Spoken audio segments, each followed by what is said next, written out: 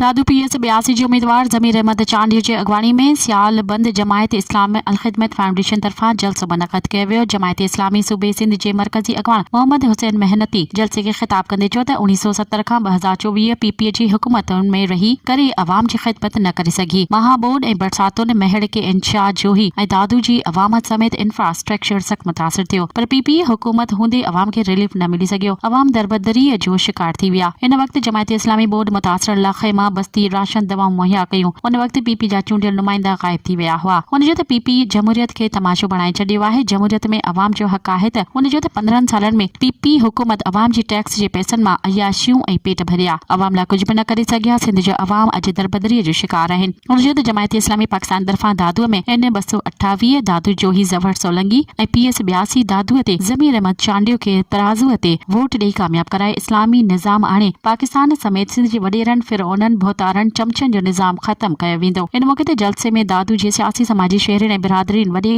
तादाद में शिरकत कई।